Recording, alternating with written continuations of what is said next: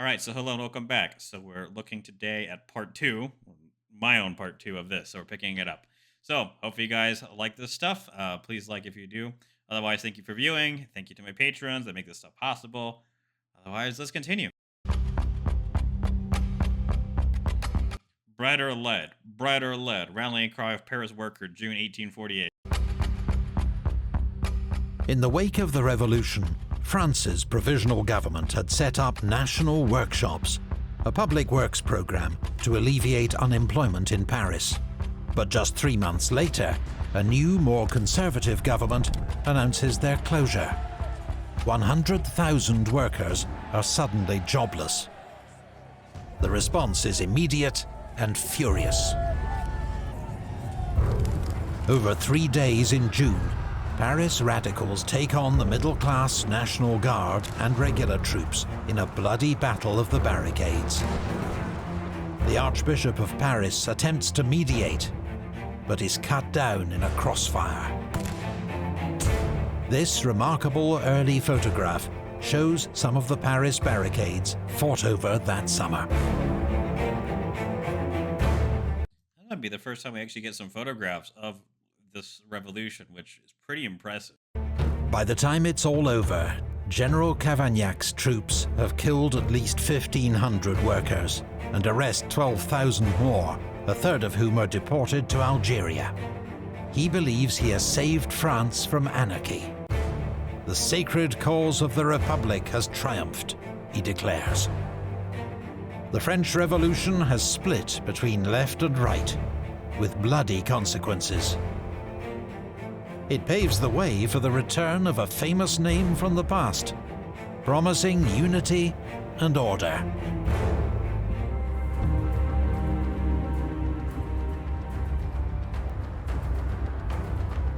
Which, by the way, that's the Napoleon III. 3 days of blood will give us 30 years of peace. Joseph Radziski von Raditz, Austrian field marshal. That spring, conservative governments had been caught off guard by the speed of events. Now they begin to fight back. In Prague, Czech students clash with troops. The wife of Austrian commander General Windisch-Graetz is killed by a stray bullet. He responds by withdrawing his troops and bombarding the city's old town with artillery. Yeah, not the most, I understand losing your wife. Bad. But appropriate response? Probably not to blow the whole damn city apart, but 43 are killed before the students surrender. In Italy, King Carlo Alberto of Piedmont, Sardinia, has declared an Italian war of liberation against Austria. And this is really starting the unification of Italy. As you can see all the green, white, red. And invades Lombardy, Venetia. He is supported by the other Italian states and nationalist volunteers, including the Italian Legion, led by professional revolutionary Giuseppe Garibaldi. Austrian forces in Italy are commanded by 81-year-old Field Marshal Radetzky. God, Jesus, man. That man's 81 years old. Okay, let's do some math here. It's 1848. 81 years old. That means he was born around 1760s. This man's been around a long time. He has lived through the French and Indian War, more commonly known as, I can't really think. The 7 Years War. At least in the European context, that one. He's lived through the American Revolution. He's lived through the French Revolution, and then Napoleon doing his thing, and now this. He's a little bit old to be a field marshal, so I'm saying. A distinguished veteran of the Napoleonic Wars. Vienna orders him to negotiate. Instead, Radetzky wages a masterful campaign, fending off the Piedmontese advance. Never mind. Credit to where credit is due. Then launching a decisive counterattack. Piedmontese forces retreat in disarray, and Carlo Alberto negotiates a truce. These are bersigneti, which you can distinguish with a distinguished flying feather thing they got on, which means bersigneti.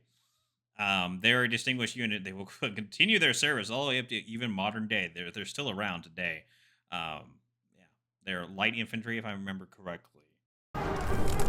That summer, Johann Strauss composes the Radetzky March to celebrate the old general's victory.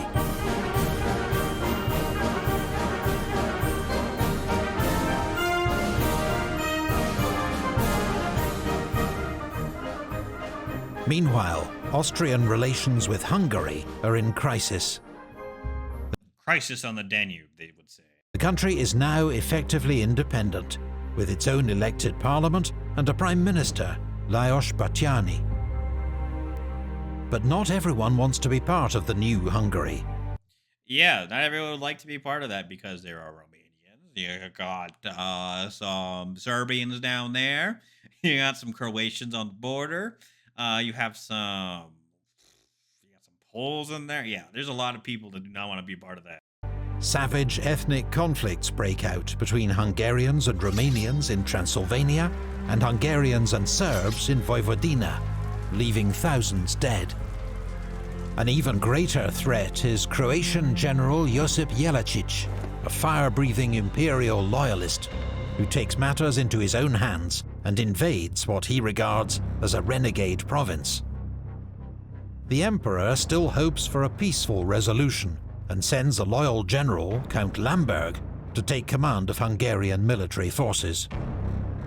But on arrival, he's brutally murdered by a mob. Well, I think that puts it pretty bluntly what Hungary thinks of your peaceful resolution, Mr. Ferdinand. Appalled, the imperial government declares war on the Hungarian revolutionaries. This in turn outrages liberals and radicals in Vienna. There is fresh violence on the streets, and the Austrian Minister of War is lynched. Troops evacuate the city, while the emperor flees to Olmütz. Jelačić marches to the government's aid. He joins forces with Windisch Graetz outside Vienna, and together they bombard the city. Then they attack. The October Rising is crushed, with the loss of 2,000 lives.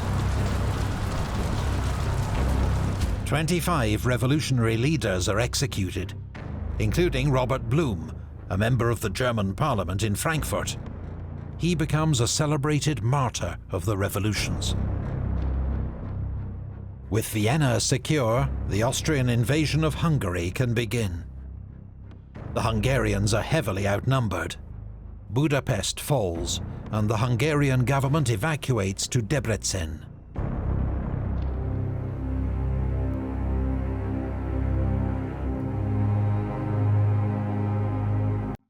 We now have 40,000 men in and around Berlin. Order in Berlin, and we shall have order in the country. Major Helmuth von Moltke, 21st of September, 1848. And you should remember that name because he will become very important. Following the violence in Berlin that March, the King of Prussia withdraws to his palace at Potsdam, on the outskirts of the city. Here he is surrounded by loyal troops and conservative advisors, including a 33-year-old aristocrat named Otto von Bismarck. Who also, you should know, will become very important later. When asked for his view on what should be done, Bismarck says nothing, but leans over to a piano and taps out the March of the Prussian Infantry.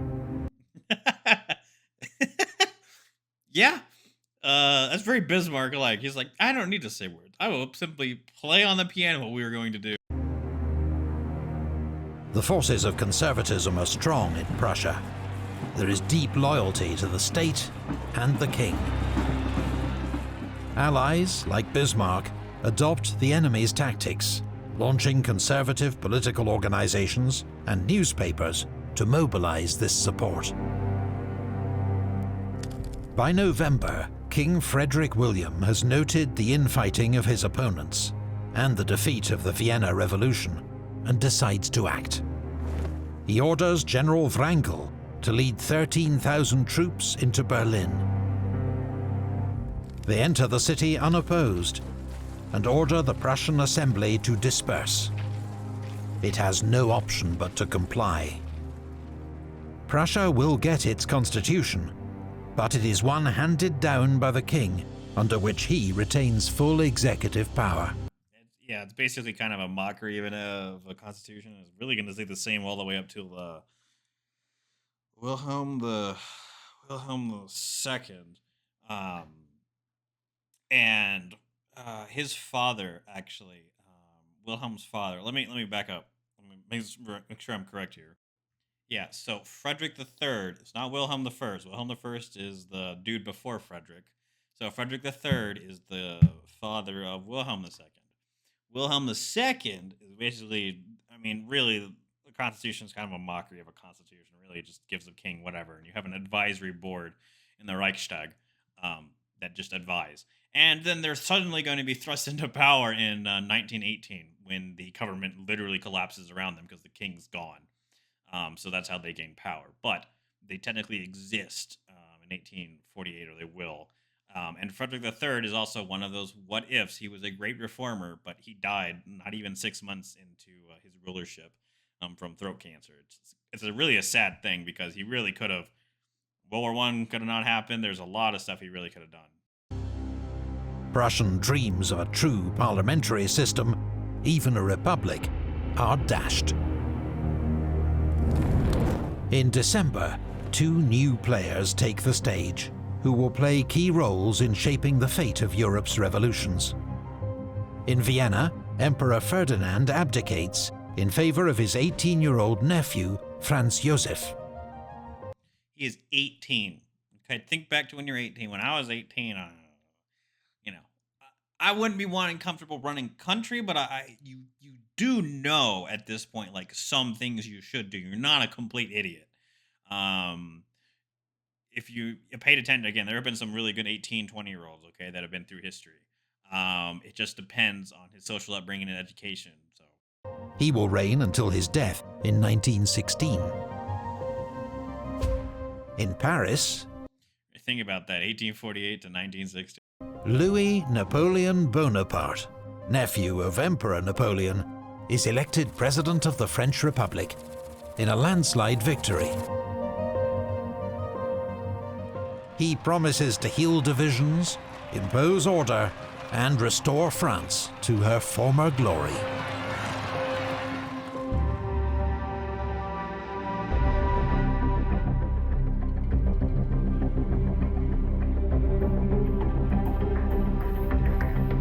Moderates fear the victory of the people more than that of Bourbon troops, or Francisco Crispini, Sicilian revolutionary.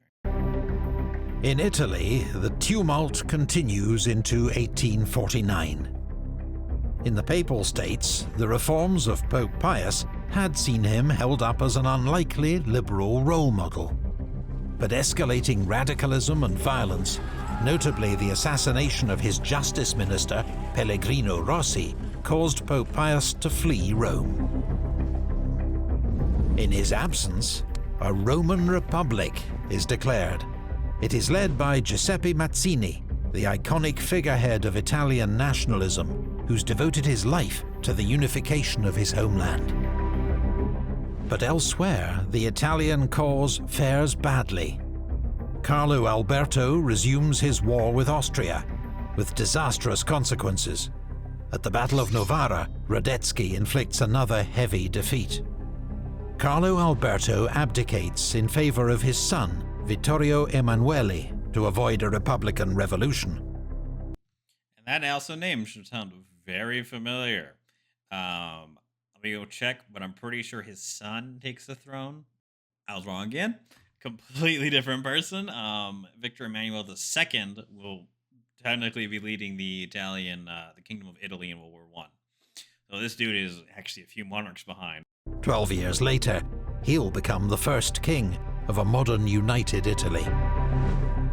In the south, Ferdinand reverts to absolutist rule and sends troops to Sicily who stamp out the revolution.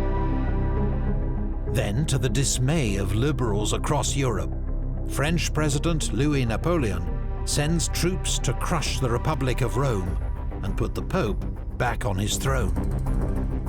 He has decided the support of French Catholics is more important to him than the fate of Italian Republicans. French forces are led by General Oudinot, son of the famous Marshal.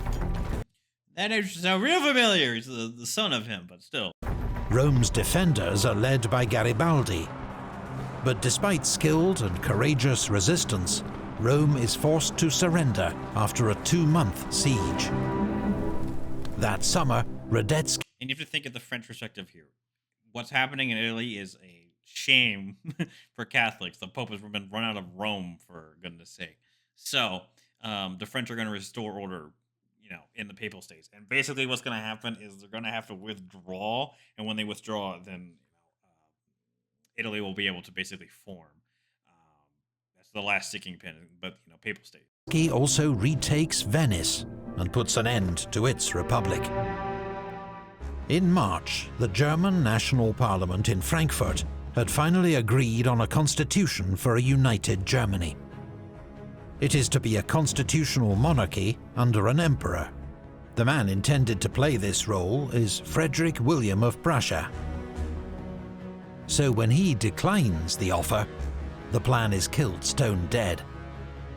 In public, he says it is impossible without the consent of the other German princes. In private, he says he would never accept a crown from the gutter, disgraced by the stink of revolution. Okay, so let me explain why. There's 2 different ways you did that. What really happened was they were going to, again, as I said, it's basically an intellectual or a professorship of people that formed this with intellectual ideas. They were technically going to hand him the emperorship of all of Germany, okay? But that emperorship legitimately meant nothing, because all the kings could still basically do majority of what they wanted to. And you can see having handed a crown with basically no authority whatsoever is stupid. Well, that's what he said. That's really what it was. And it died right then and there, because nobody else was going to accept it, because it's just a figurehead position. It really does not do anything. So that's why he declines it. Revolts in support of the national constitution break out in Saxony, the Palatinate, and the Grand Duchy of Baden. They are crushed by local forces, assisted by Prussian troops. The Frankfurt Parliament itself is dissolved. What hope there had been for a united Germany under a liberal constitution lies in ruins. You also have to put in the fact that they were going to give him a constitution that was going to limit his authority. And as he's already done in the Kingdom of Prussia, he's going to give a constitution that basically does nothing. It gives it hand-waving rights. But these people in Frankfurt wanted actual real rights in an empire led by a figurehead. And again, that was never going to happen. And it was put down before it could really start. In Austria, the new Emperor Franz Joseph issues his own new constitution, reclaiming almost all political power. He also revokes all the liberal reforms passed by the Hungarian parliament, known as the April Laws. In response, Lajos Kossuth declares formal Hungarian independence, and the country begins an extraordinary campaign of military mobilization. Hungarian commander General Gergely retakes Budapest. He then launches a bloody assault on Buda Castle, overpowering its Austrian garrison. In desperation, the Austrian Emperor travels to Warsaw to formally request military aid from the Emperor of Russia. Russian troops have already moved into Moldavia and then Wallachia to put down the Romanian liberal revolution. Nicholas now agrees to send troops to Hungary to crush those he describes as the enemies of order and tranquility. Hungary faces an impossible strategic situation, surrounded and outnumbered more than 2-1. The combined onslaught is irresistible. The Hungarian forces are driven south and finally forced to surrender. And again, the perspective from Russia at this point is to keep it away from Russia. do whatever you can to put this stuff down, and people do not get any ideas. Okay, it's the exact same way it happened in the French Revolution. It's basically scaring everyone at this point. You need to put it down. And Hungary basically breaking away right on your border. It's not exactly kosher for what you're already dealing with basically the Polish people wanting to have their own country. Again, you don't want those ideas. You need to put this down. So that's why they're coming in. In the aftermath, around 120 Hungarian politicians and army officers are executed. So ends Hungary's War of Independence.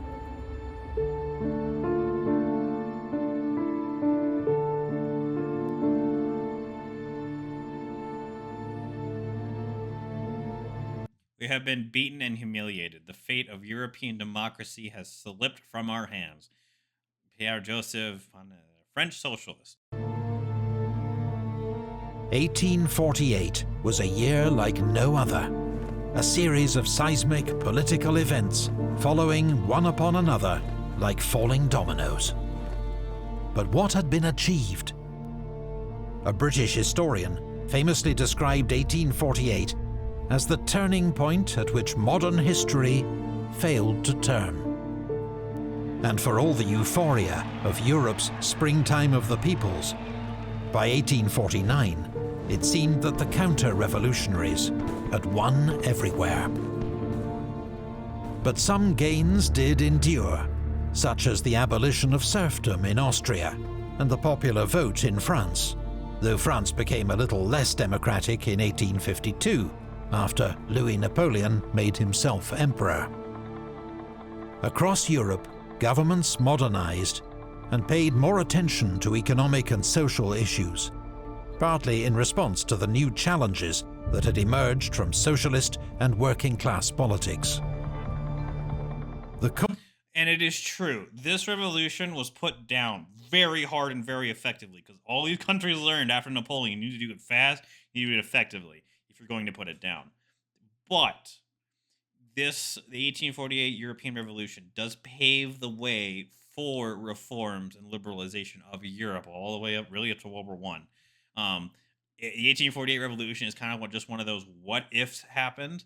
A lot more things would be more liberal in Europe before World War One, and a lot of things would be different. But that's just not the way it turned out. Causes of German and Italian unification had been defeated, but made giant strides and learned crucial lessons. And that is both true. Both of them learned very crucial lessons that they will both apply in their unifications. Basically, Germany is on Prussia's side, which Prussia is going to form it by force, really. Their goals would not be achieved by ideas alone, but the realities of force. In the words of Bismarck, the great questions of the day were to be settled not through speeches and majority decisions, but by iron and blood. The Iron and Blood Man, or Iron and Blood Marshal. It would be wars waged by powerful monarchies that united Germany and Italy. Yep. That's exactly how it happened. And the idea that it could quote-unquote be technically unified by peaceful means in the 1848 was technically achievable, but it would have been so loose, it really would have been just a confederation. The legacy of 1848, for good and ill, would be felt for decades to come.